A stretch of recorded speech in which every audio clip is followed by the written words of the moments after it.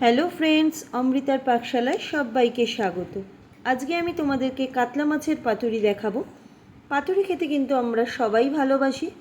পাতুরি মানেই আমরা ভেটকি মাছের পাতুরি, ইলিশ কিংবা চিংড়ি মাছের পাতুরি খুবই পছন্দ করি আর খেয়েও থাকি। তবে আজকে আমি কাতলা মাছ দিয়ে যেভাবে পাতুরি বানানোটা দেখাবো সেটা কিন্তু ভীষণই সুস্বাদু হয়।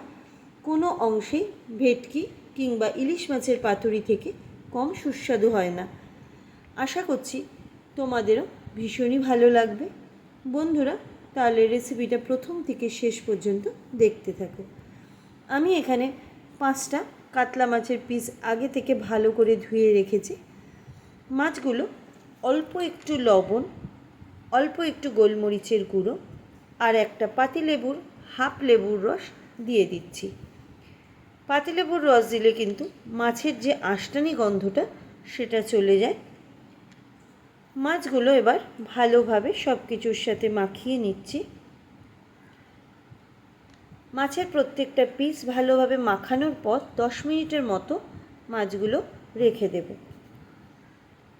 এর মধ্যে কিছুটা পেঁয়াজ ভেজে নেওয়ার জন্য প্যানের মধ্যে 1 টেবিল স্পুন সর্ষের তেল দিয়ে দিলাম। তেলটা ভালোভাবে গরম হয়ে যাওয়ার পর একটা বড় সাইজের পেঁয়াজ কুচি দিয়ে দিচ্ছি। আমি কিন্তু পেঁয়াজটা খুব বেশি মোটা করে কাটিনি।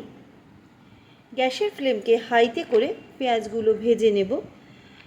এখানে কাঁচা পেঁয়াজ পাতুরিতে ব্যবহার করছি না, কারণ কাঁচা পেঁয়াজটা যখনই বেটে দেব তখনই কিন্তু পেঁয়াজের থেকে অতিরিক্ত পরিমাণে জল বেরাবে আর একটা বাজে স্মেলও বার হবে। তাই জন্য বলছি বন্ধুরা, একবার আমার প্রসেসে পাতুরিটা বানিয়ে খেও, তাহলে কিন্তু ভীষণই টেস্টি হবে। পেঁয়াজগুলো ভাজা হয়ে যাওয়ার পর এর মধ্যে 12 থেকে 15টা রসুনের কোয়া দিয়ে দিলাম। রসুনটা কিন্তু হালকা করে একটু নাড়াচাড়া করে নেব, খুব বেশি ফ্রাই করব না, তাহলে কিন্তু রসুনের যে স্মেলটা সেটা নষ্ট হয়ে যাবে। রসুন আর পেঁয়াজটা ভাজা হয়ে গেছে, এবার একটা পাত্রে তুলে নিচ্ছি। নেক্সট একটা পেস্ট বানানোর জন্য গ্রাইন্ডিং জারে 1.5 টেবিল স্পুন সাদা সর্ষে নিচ্ছি আর নিচ্ছি 1 টেবিল স্পুন পোস্ত দানা, অল্প একটু লবণ। তোমরা কিন্তু সাদা সর্ষের সাথে কালো সর্ষেও ব্যবহার করতে পারো। আগে মশলাগুলোকে শুকনো গুঁড়ো করে নেব। দেখো বন্ধুরা, শুকনো গুঁড়ো করে নিয়েছি। এবার এর মধ্যে অ্যাড করছি 7 থেকে 8টা কাঁচা লঙ্কা, ভেজে রাখা পেঁয়াজ আর 12 থেকে 15 পিস ভেজে রাখা রসুনের কোয়া, হাফ টিস্পুন হলুদের গুঁড়ো, 1/4 টিস্পুন কাশ্মীরি লঙ্কা গুঁড়ো, হাফ টিস্পুন কালো গোলমরিচের গুঁড়ো, 150 গ্রাম জল ঝরিয়ে রাখা টক দই, সব শেষে অল্প একটু নর্মাল জল অ্যাড করছি। এবারে একটা মিহি পেস্ট বানিয়ে নেব। পেস্ট করে নিয়েছি। এরকম ঘন পেস্ট করতে হবে বন্ধুরা। পেস্টটা কিন্তু বেশি জল দেওয়া যাবে না, তাহলে কিন্তু পাতলা হয়ে যাবে। মশলা বানানো হয়ে গেছে। 10 মিনিট পর লেবু আর লবণ মাখানো মাছগুলো এবার মশলার মধ্যে ভালো করে মাখিয়ে নিতে হবে। প্রতিটা মাছের পিসই ভালো করে মাখিয়ে নেব। পেস্ট করে নেওয়া মশলার মধ্যে অ্যাড করছি কুচি করে রাখা ধনেপাতা আর 3 টেবিল স্পুন কাঁচা সর্ষের তেল। সর্ষের তেলের সাথে ধনেপাতা স্মেলটা কিন্তু খুবই সুন্দর বের হয়। কিন্তু কোনো বন্ধু যদি ধনেপাতা পছন্দ না করো তাহলে কিন্তু অবশ্যই স্কিপ করতে পারো, আর সর্ষের তেলটা কিন্তু অ্যাড করবে।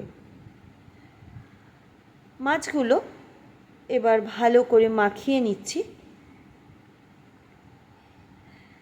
আবারও 10 মিনিটের মতো মশলা মাখানো অবস্থায় মাছগুলো রেখে দেব, যাতে মশলাগুলো মাছের মধ্যে ভালোভাবে ঢুকে যায়। দেখো আমি কিন্তু আজকে পাতুরিটা কলা পাতায় দেখাচ্ছি, তার জন্য কলা পাতাগুলো ভালোভাবে ধুয়ে রেখেছি। এবার গ্যাসের উপর একটা চাটু গরম করে তার মধ্যে কলা পাতাগুলোর দু পিঠই সেঁকে নিচ্ছি। এর ফলে কলা পাতা একদমই নরম হয়ে যাবে, আর পাতুরিগুলো পাতায় মোড়ানোর সময় কোনো দিক থেকেই ফেটে যাবে না। সবকটা পাতায় সেঁকে নিয়েছি। এবারে একটা করে পাতায় মশলা মাখানো মাছ একটা করে দিয়ে তার উপর একটা চিরা কাঁচা লঙ্কা দিয়ে দিলাম। পাতাটা আস্তে করে এইভাবে মুড়িয়ে নিচ্ছি। পাতাটা মোড়ানোর সময় কিন্তু বন্ধুরা একদমই তাড়াহুড়ো করবে না। আবারও একটা পাতা দিয়ে একইভাবে বাইরে থেকে মুড়িয়ে নেব, তাহলে কিন্তু রান্না হওয়ার সময় কোনো দিক থেকেই কিন্তু মশলাটা বেরিয়ে আসবে না পাতা থেকে। এবার এর উপর সুতো দিয়ে চারিদিক থেকে পেঁচিয়ে বেঁধে দিচ্ছি। প্রত্যেকটা মাছই একইভাবে কলা পাতা দিয়ে মুড়িয়ে নেব। দেখো বন্ধুরা, একদম রেডি করে নিয়েছি। সব কটা মাছই একইভাবে রেডি করা হয়ে গেছে। সব শেষে এবার রান্না করার জন্য চাটুতে 1.5 টেবিল স্পুন সর্ষের তেল দিয়ে দিলাম। তেলটা গরম হয়ে যাওয়ার পর গ্যাসের ফ্লেমকে মিডিয়ামে করে কলা পাতায় মোড়া মাছগুলো দিয়ে দিচ্ছি। আমি একবারে সব কটা মাছের পিস দিচ্ছি না, প্রথমে 3টে মাছ দিচ্ছি। গ্যাসের ফ্লেমকে মিডিয়ামে অবস্থায় 5 মিনিটের মতো একদিক ভালোভাবে ভেজে নেব। অবশ্যই কিন্তু একটা ঢাকনা উপর দিয়ে ঢেকে দিতে হবে।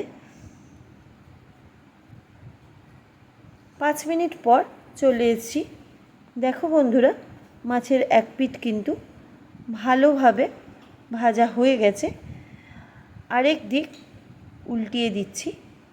আবারও 5 থেকে 6 মিনিটের মতো ভালোভাবে ভেজে নেব। আবারও ঢাকনাটা দিয়ে ঢেকে দিচ্ছি। 6 মিনিট পর চলে এসেছি। এবার চেক করে নেব পাতুরিগুলো হয়েছে কি না। দেখো তোমরা, পাতুরিগুলোর কিন্তু দুদিকই ভালোভাবে ভাজা হয়ে গেছে। পাতুরি ভাজতে কিন্তু এক এক দিক 5 থেকে 6 মিনিটের বেশি লাগে না। তোমরাও কিন্তু এর থেকে বেশি সময় নিয়ে ভাজবে না। একইভাবে বাকি পাতুরিগুলোও ভেজে নেওয়ার জন্য প্যানের মধ্যে 1 টেবিল স্পুন সর্ষের তেল দিয়ে দিলাম। তেলটা গরম হয়ে যাওয়ার পর আবারও বাকি দুটো পাতুরিও একই প্রসেসে ভেজে নেব। বন্ধুরা, তৈরি হয়ে গেল আজকের রেসিপি কাতলা মাছের পাতুরি। এবার তোমাদেরকে একটু চেক করে দেখিয়ে দিই যে পাতুরিটা কেমন হয়েছে।